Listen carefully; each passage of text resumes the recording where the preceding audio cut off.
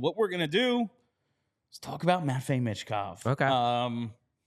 This is the thing I took most from this is Danny's face when the Mitkov situation came up. I believe we captured it pretty well here. And Danny's love that. Yeah, he smiles a lot. But I don't that is absolutely a shit-eating grin. Yes. And just the way he initially held a straight face and pursed his lips and then just went into this grin. I don't know. Again, this is the dumbest.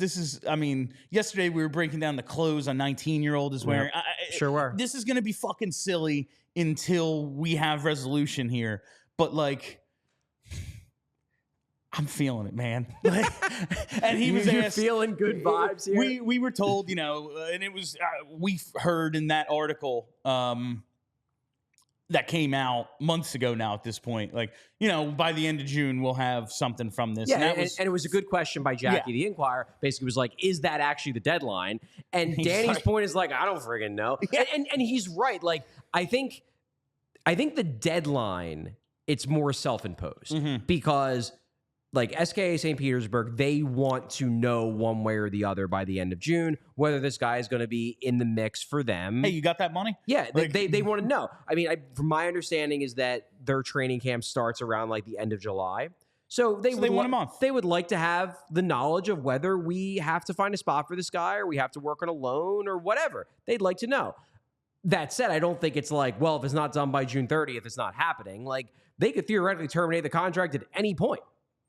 Ivan Fedotov's contract got terminated in March. Yeah, exactly. They can terminate that contract any day they want, as long as they are sufficiently motivated to do so. And I thought you had a good kind of this was the follow-up about you've navigated Fedotov, you're dealing with the Michkov situation. You're not that worried about dealing with Russian players, basically. And Danny said, I think we've shown we're not. Yeah, exactly.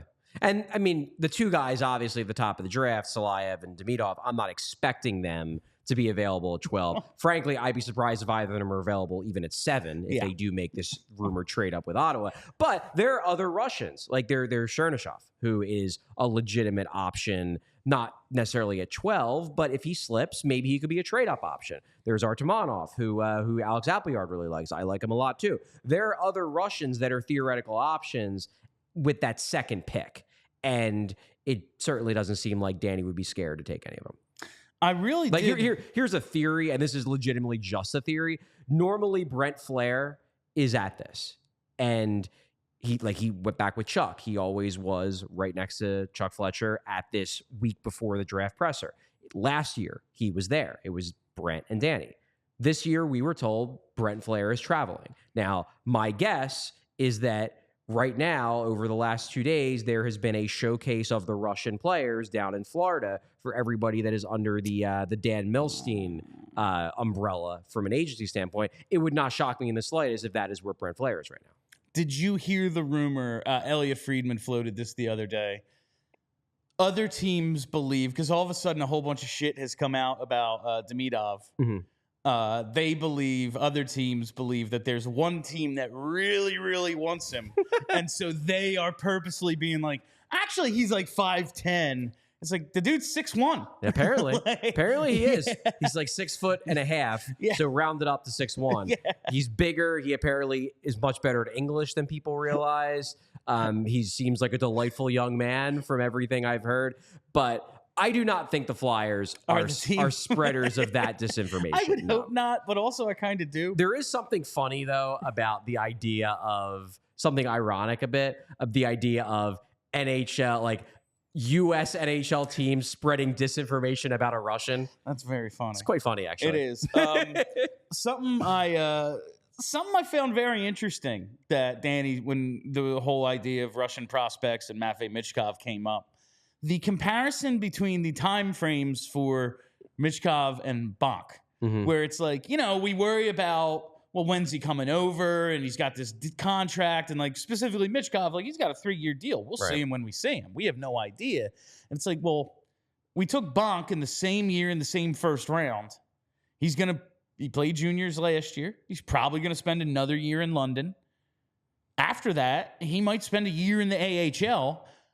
He might be on the exact same time That's a frame. reasonable So point. it's not like, oh man, these Russians were terrified of them. They very much believe in this like development plan. And Danny said, like, I rode the bus for 4 fucking years. I didn't want to do that. I wanted to be in the NHL, and it's something I had to deal with, and it ultimately helped my development.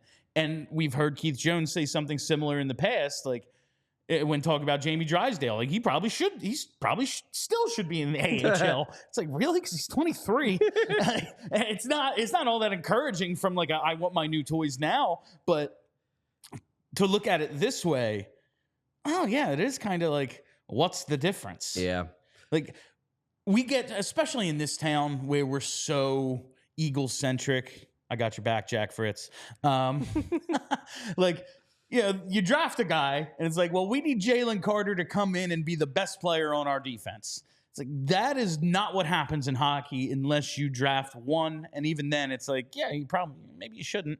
Like, I think we get so stuck in that. Like, we want our guy. We do. It's like 18-year-olds making the NHL is very hard. Hockey's different. That said, the reason why it was such a big deal with Mitkov is because, number one, top 10 picks tend to get there sooner. Number two, I think there's a war. Well, it's not even that, of course, but it's more like Oliver Bonk was taken, and everybody was like, yeah, he's going to take some time. Like he's not a finished product, and nor is Michkov. But Michkov could play in the NHL right now. Yes, he probably could have played in the NHL last year. Like he was skilled enough. He wouldn't have been a finished product. You would assume he's going to get better. He probably would have got pushed around a little bit from a size standpoint, but skill wise, he could have played in the NHL. He is good enough to probably put up, at least 40-ish points. Yeah, I would think. So knowing that he could play, but he's not allowed to, that was the frustration. And we get that. I am just trying to find, just in terms of the draft philosophy, I think that comparison kind of shows that, one, they're very much committed to long-term development. Like, they believe that to be an important part of it's not just draft, it's draft and develop. It's very much a let them cook type of philosophy. And two, why would we be afraid of that time frame when we're going to impose it on half of our guys anyway? Yeah. Michkov's going to come over and play in the NHL because, one, he's going back if he doesn't. Yeah, exactly. And two, he's good enough. But, yeah, man, we take a guy at 32, get ready to watch him with the Phantoms. We all silly like the mayor.